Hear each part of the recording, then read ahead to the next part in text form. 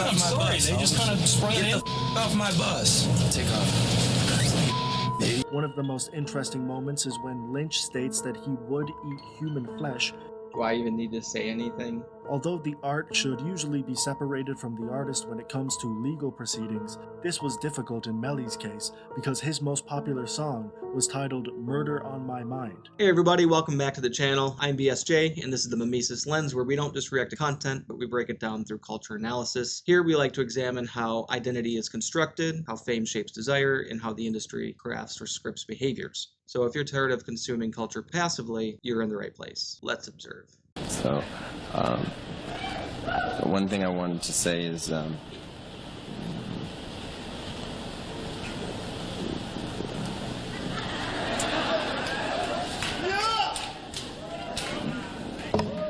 don't be fooled by the internet.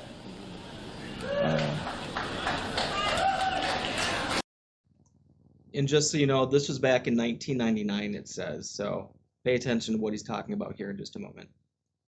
It's cool to get on the computer, but don't let the computer get on you. It's cool to use the computer, don't let the computer use you. You all saw the Matrix. And there it was. You all saw the Matrix. Yeah, I think he knows something. There's a war going on, the battlefield's in the mind, and the prize is the soul. So, just be careful. Be very careful. Thank you.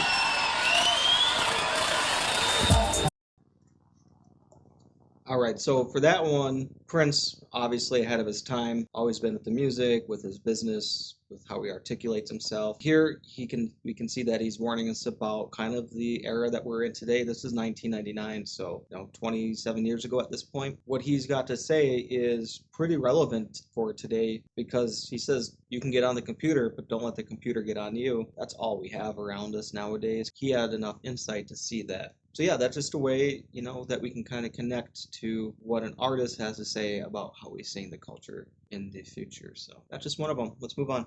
All right, real quick, before we get into this next one, knowing what we know today after the release of some recent data drops that came out, knowing what we know about that compared to this next interview, wild.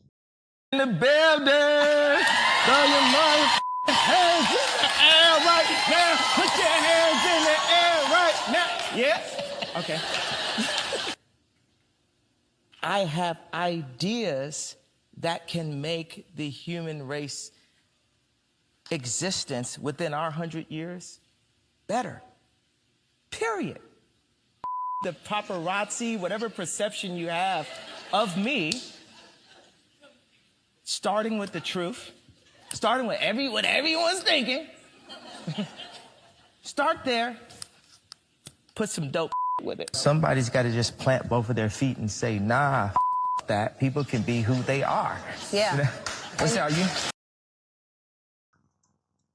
So knowing what we know now about Kanye and the industry, do you think he's being genuine here? Do you think he's being as authentic and true as self? I personally think that he's always tried to maintain his true and authentic self, which is why a lot of people find him either outrageous or crazy or offensive, but he's just speaking from his own personal experience and the truth that he is able to hold from that viewpoint. But here, what I'm trying to get at is, as far as what we know about the industry, how they're pushed into certain agendas, how they need to push a certain agendas once they're at a certain level. At this stage in the interview, where he's at in his career, do you think that he has been exposed to those things yet, and he's just kind of trying to bring in a little bit of that and like, hey, I got some better ideas for the world? Or do you think he's not into any of that yet, doesn't know about any of that yet, and he's just like, hey, I got some ideas that's going to make the world better? So let's pay attention to see how his body language is, where his eyes move to, if he's tapping his hands or his knees. Let's pay attention a little bit. You're not allowed to say that? About that a little longer? What's the point of thinking? Rakim said, it ain't no joke. I used to let the mic smoke. Now I slam it and make sure it's broke. That's what I was raised on. Rakim, Fife Dog, hip hop, expression, hip hop. Started out in the park. Now everybody's trying to charge. I don't give a how much you sold. If you playing on radio, are you connecting? Picasso is dead. Steve Jobs is dead. Walt Disney is dead. Name somebody living. Most, I'm sorry, daytime television. I'm sorry for the realness. I'd say a little bit. He might know. You know, right here, he does look like he's tweaking out a little bit. His facial expression's a little bit more eccentric, a little bit more manic. But again, you know, maybe he's just aware of some stuff that he can't say, and he's just like, hey, pay attention really closely to what I'm saying because I'm saying it. All right, Kanye, give us 3 things that are hairy. Balls, balls, balls. 3 things that get you in trouble with your spouse. The internet. Things you do when no one is looking. Smile.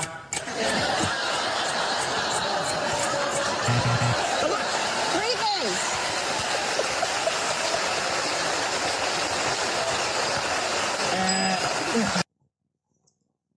What do you think about that one? Leave some comments below. We can talk about it. Old Kanye versus Kanye today. Pre-2020 Kanye, post-2020 Kanye. What do you think about Ellen? Where's she at lately? Kind of interesting, huh? Let's observe a little bit more. All right, so the next one we have is labeled 4 disturbing interviews with musicians. We're going to go over these one musician at a time. We'll see what we can figure out, what they're alluding to, and if there's anything that we can decode from it. And what do you think made it happen? It was meant to happen. Nancy always said she'd die before she was 21.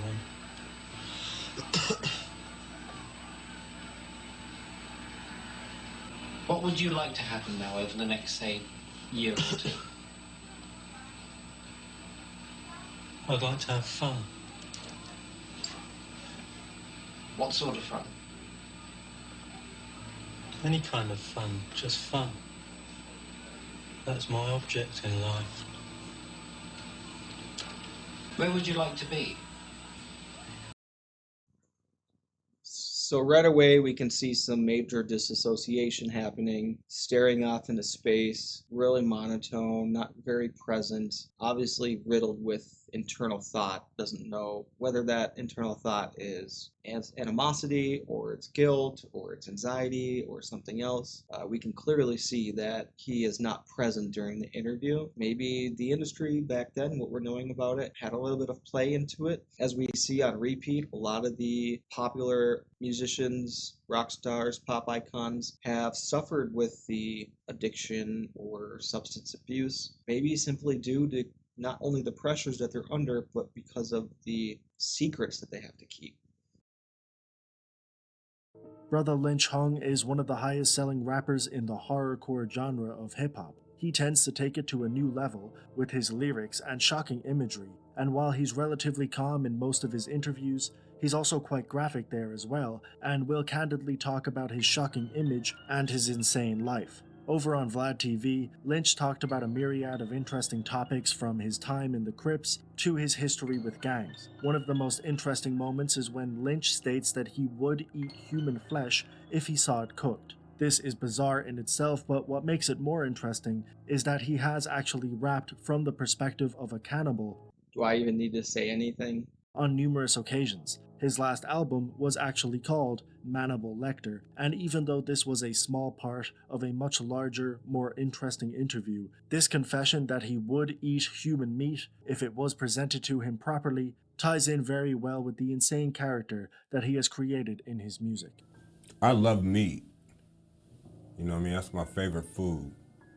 And if you cook anything, I'll try it. Whether it be any kind of meat you could think of, put it that way. Any kind. That's that. Yeah, any kind.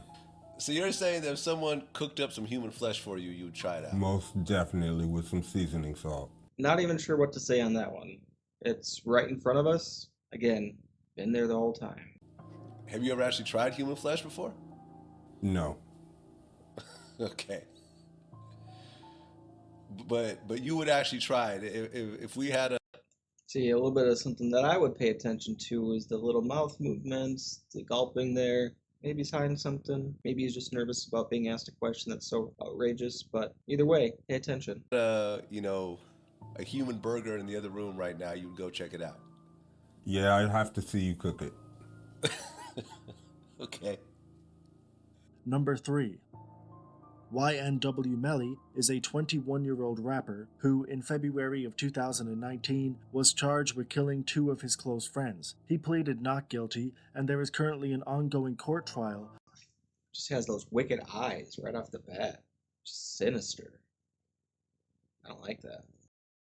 To determine what happened. Although the art should usually be separated from the artist when it comes to legal proceedings, this was difficult in Melly's case because his most popular song was titled Murder on My Mind, and although it was released a year and a half before the alleged crime, it didn't stop people from connecting this song with the case, which arguably made his situation worse, but also propelled the song to going 4 times platinum, and it also landed on number 14 of the Billboard Top 100. Obviously, a lot of eyes were on Melly, and this song in particular, and there was one video that a lot of people turned to. The YouTube channel and publication known as Genius did a lyrical breakdown of the song with Melly, and in this video, he talks about his split personalities, his obsession with guns, and his violent tendencies. He also Okay, so right there, they just said it. We're just going to talk about that real quick. Split personalities, DID, multiple personality disorder, dissociative identity disorder. Knowing what we know again about some recent data drops that happened a couple weeks ago, we know that they were trying to invoke psychic trauma on people to be able to create frequencies and energies that they can use to control and manipulate more of us, which is why we're here. We're tired of being manipulated. We're tired of just consuming this stuff passively. So we're going to pay really close attention and observe what we're seeing. We're going to study the patterns. We're going to figure out what's really going on behind the scenes here. And so he just said his multiple personalities. He might have done something that he didn't know he was doing in a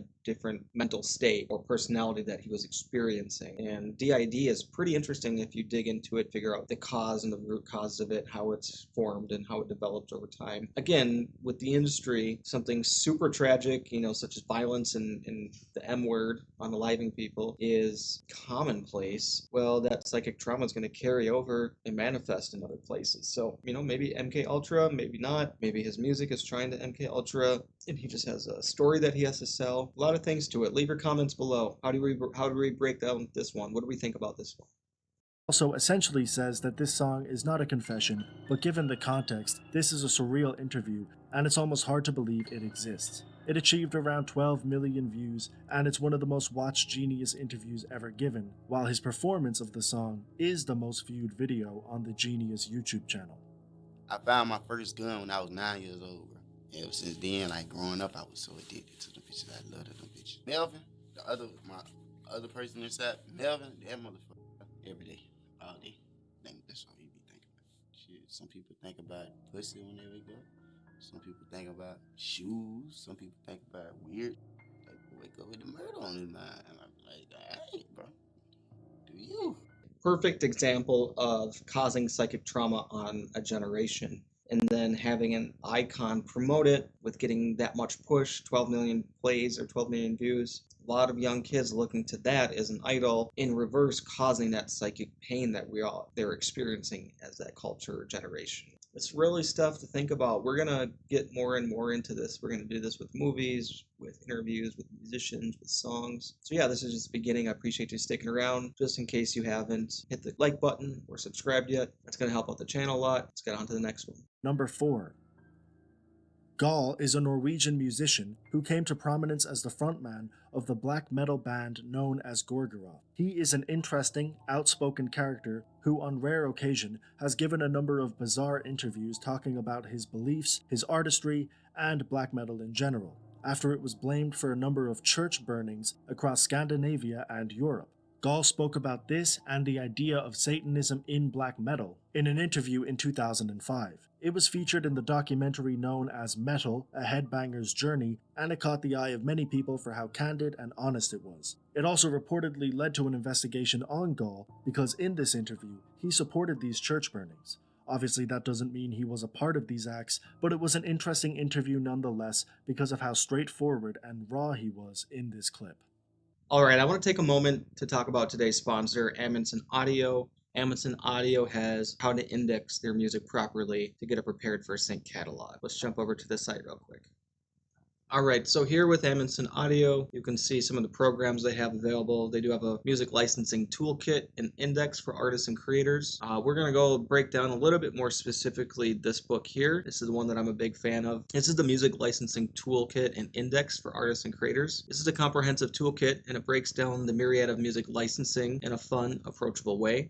So whether you're an independent artist releasing a cover song, a YouTuber looking for background music, or a professional managing a catalog, understanding these licenses will help you protect your work and maximize your revenue. So we'll cover each license type in real-world examples, common pitfalls to avoid, and best practices, as well as it comes with a handy checklist. We'll also touch on ethical considerations through case studies and provide a mini guide on branding and UX for turning this into a digital resource. And since you're watching today's video, you can use the coupon code 10OFF to get 10% off of your first purchase. That's 10OFF, 10OFF, to get 10% off of your first purchase through Amundsen Audio. Again, want to thank today's sponsor, Amundsen Audio. Make sure you go check it out at amundsenaudio.com. Now let's get back to the program. Explain myself to anybody, and I ain't gonna really bother. Now, I was asked here, right, to interview with the band here, Pill, but now, like, we're facing a cheapskate comedy interrogation act, and it just ain't on, pal. It's a joke. It's a farce. You mean you don't want to give any messages to I don't have to explain myself. Sooner or later, somebody will open their eyes. Oh, sorry, rude word. Well, it sounds like we've heard this story before. Really? Would you like to tell me where? Good night. Good night. Will I continue? Well, that's up to you entirely. Do you all follow the leader? Why don't you try answering an intelligent question? Try and think of one. Tell you what. Have you ever asked one in your life? Let's forget about it all. Right. Yeah, I think you should. No, that is total cop-out. Cop-out.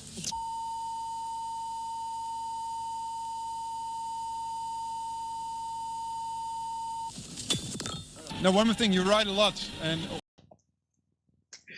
That was pretty good. That was pretty good. You can't blame them. You get asked the same questions day after day after day after day, and these reporters and these interviewers know that pretty commonplace, especially when they're the ones asking the same questions interview after artist after artist. So for real, let's come up with some new questions. We got a couple more here. well, we know that you're a publicist as well. How will your diary of today look like? We came and played our guts out, and then I had to do this interview when I should have been able to be left alone so I could breathe hard. I'm sorry for that. That's okay. Okay. We'll see you later on then. Okay. So do you know what's the meaning of your music and all that stuff? Each song means something different, and we have no really huge meaning or self-defining sort of thing. We're just kind of living our life and doing that kind of thing. I think we just lost one of our interviews. Yeah, there it goes. I'm down with OPP, you know. Me. Yeah, you know, you're down with it, number 3. Is it a band called that? Well, you know, Naughty by... Nature. Naughty by Nature, number 3 is rocking now. What do you want, man? Naughty by Nature. There is a tribute band. Where's number 3 going? He's leaving. No, he can't leave right now. Number 3. Number 3. Number 3 has definitely left the building. What kind of stuff you do for fun? Are you doing anything weird?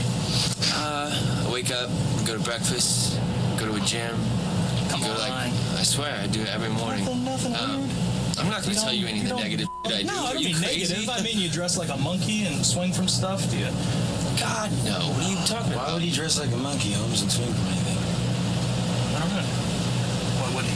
Man, you're an idiot. Oh, man, don't be a dick. Get the off I'm my sorry, bus, they just Holmes. kind of sprung Get it the off my bus. Take off. Idiot. No, you can't. You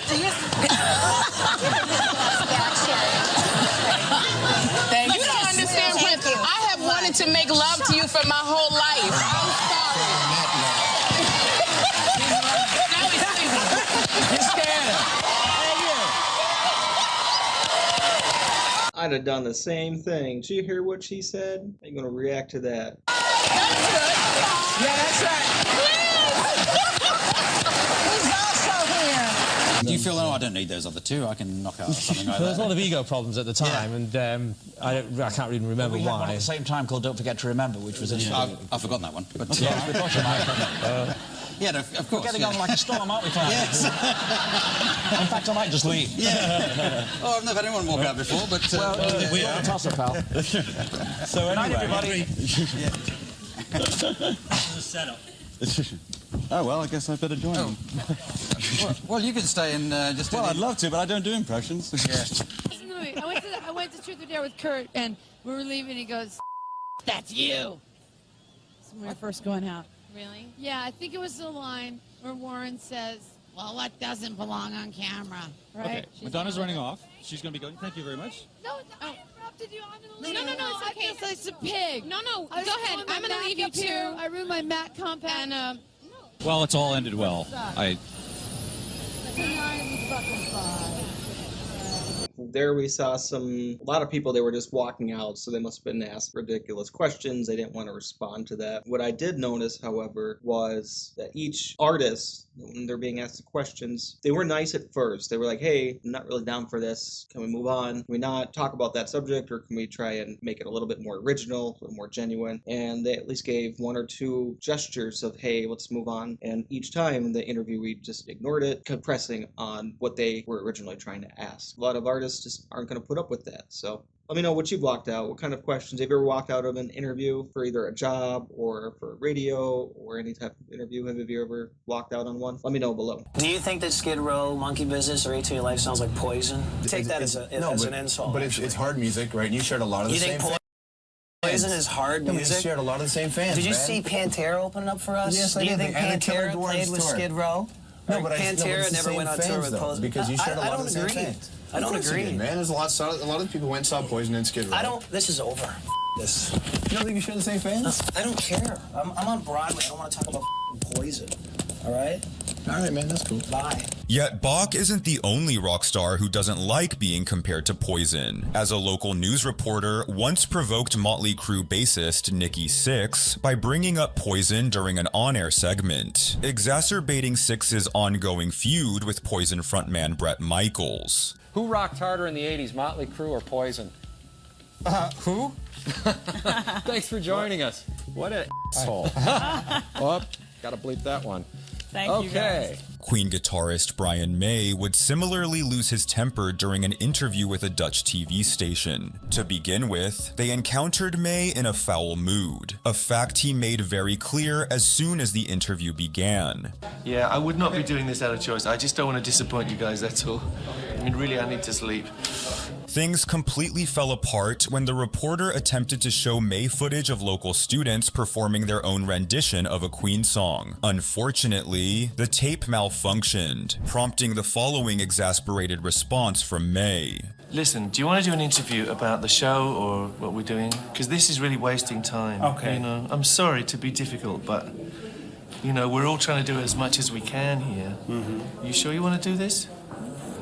Let me just ask, to be honest to you, your manager also told me this, but I'm very much upfront. Listen, we have like 3 minutes left. If you Okay. want to do an interview, but I don't want to be watching bits of tape. It's ridiculous. Look, I'm sorry. Can't blame him for that one.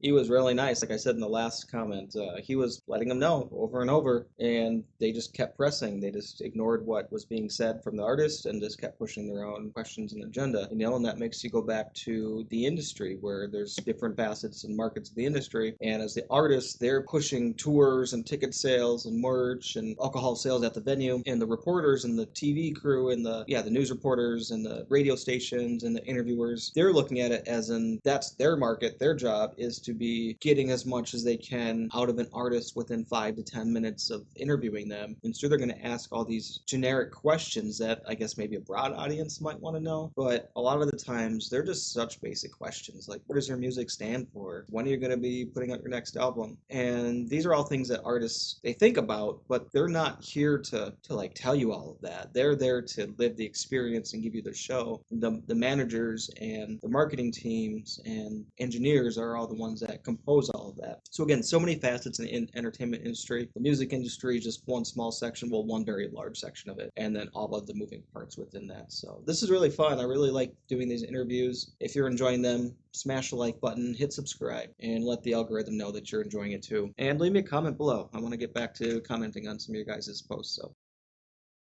Now, you thought Alice Cooper was weird. You thought Alice Cooper was out at the edge. Wait till you see this man, Marilyn Manson, 28 years old. His name is an amalgam of Marilyn Monroe and Charles Manson, his two great opposites, you see. His band members are named after serial killers. In the United States Senate, they're trying to have him banned. They're so disturbed by him. Young people flock to see him all around the world. He's a shock rocker. He calls himself the Antichrist superstar. He invites the audience to spit on him, or has done in the past, of chickens and blood everywhere on the stage. Marilyn Manson had a very interesting upbringing, very religious upbringing. He went to a Christian school. He got beaten up in the neighbourhood for going there. Then he went to a normal school, which he wanted, and then he got hell in the neighbourhood for having gone to the Bible school. The Christian imagery, he says, gave him nightmares as a child. He describes his childhood as one of isolation and fear. And I met him today at an old graveyard. Reminds me of New Orleans. The cemetery? This past summer, yeah. That's right, and you dug up, you went robbing graves there. Did you rob graves there? We didn't rob them. See, in New Orleans, the ground is very deteriorated, so you just find bones sticking out of it. So we just plucked them. So we didn't actually rob them. So should mums and dads be worried about you? I think the best thing that could happen is if parents are afraid of me, they will take more time to raise their children to be more intelligent so that they can decide whether or not and how music, art, and film is going to affect their lives. If that isn't one of the most powerful things coming from artists themselves, right out of their own mouth, he's saying it. If you can't discern what I'm saying from truth and reality, if you can't discern what I'm promoting from what the actual truth should be, which is why, again, we're back on this channel. We're observing, decoding, trying to figure out and spot the patterns. And the more that we do this together, the more we're going to get better at it. So this is just how we practice that muscle. Pretty interesting, though. Marilyn Manson, I was a big fan growing up. Seen him a couple times in concert. I've never looked up to idols. I've never looked up to rock stars or superstars or presidents or anything like that. There's only one authority to look up to, and that's it. You know, you up there playing, women are dancing, going crazy, throwing themselves at you, trying to meet you backstage. What do you think of these women? Well, it's odd to me because this is my job. I'm not here to have a good time. I'm here to pay my phone bill and, you know, pay the rent. If they want to throw themselves at me, well, that's their business. And do you take them up on it? Do you sleep with some of them? Have sex with some I'm of going them? to have to take the Fifth Amendment on that. Yeah. My mother's going to be watching this, so I have to watch what I say. Okay. What do you want to reach with this noise? Do you want to spread aggression? No, not really. Just want to make some sounds that maybe people might not hear the rest of the day. What is so attractive? All these artists are saying the same things. They're just saying, listen to my music. I make the music, I make the art, I'm appreciative that I have an audience to follow. Why are you asking me all these questions when you just have to listen to my music and you can understand what's really being said? Here we're just trying to spot the culture, observe what's happening, and see if we can figure out what's really going on here. To making this sound? It's fun. It's like a little kid with a really big toy. Okay, it's fun, but it's so loud. Why, are you saying you don't like it? Yeah, well, I like it. No, come on. Don't. He's lying to you people. He's lying. Well, no. I like some parts of it, but it's so loud all over. It's constantly loud. I know. Can you believe it? Does this guy get on your nerves sometimes? Never. Really? Thank you. What's a blurry face? I'll correct you, and then I won't answer the question. All right. Who is blurry face? Let's be serious for a second. Who is blurry face? Yes. I don't feel like answering it. Okay. It's just too complex. It's too deep. Okay. You're sitting on a table. I mean, I could do more on the table. I've been with the USO for almost 5 years, and the war I don't like, of course, but the troops I like very much. That's what I find interesting. Yeah. For someone who's so outspoken about the war and about George Bush that they would ask you to go and perform in front of the troops. You must have been petrified. No. That they would turn, they would go, there he is, let's get him. No. A lot of soldiers you meet, they go, well, sir, you know, I support our president. I know you don't, but you support us, and that's great. And I do. I like them, but this war, you know, no one likes war. And in America, you'll find a lot of people don't appreciate the president, but they like the troops, because troops don't start wars. Kings and leaders do. Tell me seriously, I have never seen you perform, but I've read reviews about vomiting on the stage, about sticking pencils in your flesh, about bleeding lips, and about all those things. I want to know the purpose behind that. The purpose or the reason? The purpose or the reason? I vomited. I was ill. I'm not sorry I was ill. Everyone gets ill sometimes, and I was ill one evening, and as I felt that I was going to vomit anyway, I decided I may as well do it with some style. So I did it something like this. Do you understand what I'm saying, sir? I'm trying. You don't have to call me sir.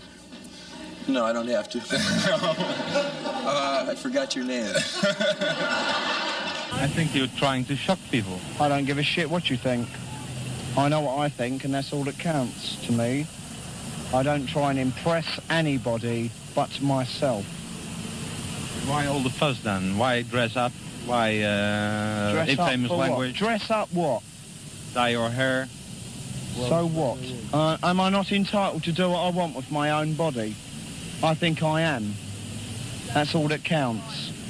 Why do we think... Being left alone. Just leave me alone, you know what I mean? Killswitch Engage, on a serious note, what does this band mean to you? Why are you guys still relevant after, what, 10 years, isn't it? Like 13. 13 years. That is impressive, dude. How? What's the secret? I have no idea. I think if nothing else, maybe just because the band really cares about what they do and it's an honest form of expression. And our fans are awesome. Yeah. That's probably it, man. So you guys really give a shit. Absolutely. Absolutely. Is it necessary to get your message across to use that kind of language? Is it you use the sexual imagery, you use the shocking physical appearance, you've done some bizarre things on stage, and you use profanity? All of that necessary? Sometimes. I think sometimes when you're making a point, I don't think that my lyrics are overlaced with profanity, because I myself don't speak using a lot of profanity in normal conversation. But I think when you're making something aggressive and you need to get a point across, if you're angry, sometimes profanity is necessary. It's better to use a curse word than to hurt somebody. All right, I think we're going to wrap it up right there. I appreciate everybody that stuck around until the end. We'll be making more of these pretty shortly. In the meantime, smash the like button, subscribe, and we'll see you next time that we want to observe.